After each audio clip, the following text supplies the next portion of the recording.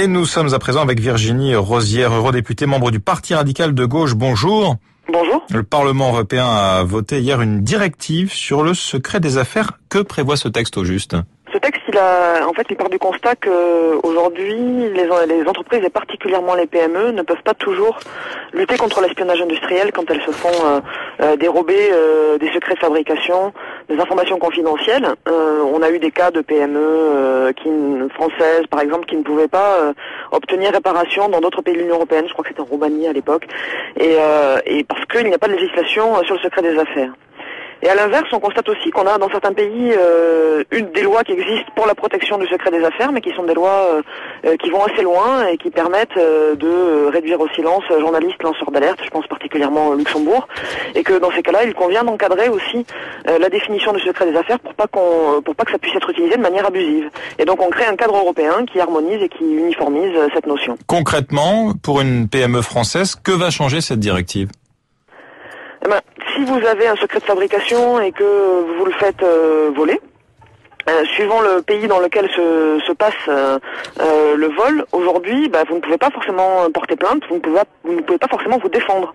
Demain, avec cette directive, la notion de protection du secret des affaires sera la même partout en Europe et vous aurez les moyens d'obtenir réparation.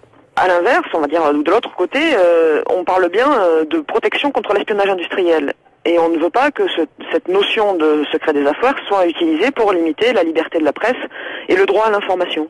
Donc dans cette directive, on exclut totalement et formellement l'information du public, la liberté de la presse, de l'application de la directive. Donc on crée une protection partout en Europe pour les journalistes. Ça veut donc dire que si cette directive avait existé auparavant, le salarié du cabinet Deloitte, à l'origine du scandale LuxLeaks, n'aurait pas été traduit devant la justice luxembourgeoise, comme ce sera le cas dans une dizaine de jours ?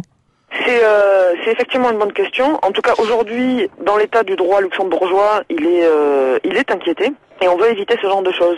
Donc on crée pour la première fois la protection des personnes qui révèlent des comportements contraires à l'intérêt général.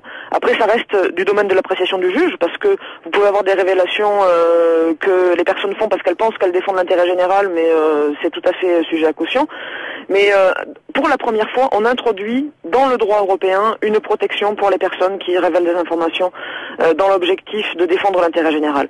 Mais vous savez, les lanceurs d'alerte, ils sont dans ce cas-là incriminés au titre du secret des affaires, mais la plupart du temps, ils sont poursuivis pour d'autres motifs, pour du vol, du recel, pour de la diffamation, pour de la rupture d'accord de confidentialité. Et donc, notre conviction, c'est que les lanceurs d'alerte, ils doivent être protégés, quelles que soient les difficultés auxquelles ils font face, parce que ce sont des personnes qui prennent des risques personnels très grands et qui se mettent en situation de vulnérabilité quand ils révèlent ces informations, et donc on doit les protéger. Et c'est tout l'objet du débat qu'on a en ce moment avec la Commission européenne, où on souhaite que la Commission européenne propose un texte horizontal de protection des lanceurs d'alerte. Merci Virginie Rosière, eurodéputée, membre du Parti radical de gauche.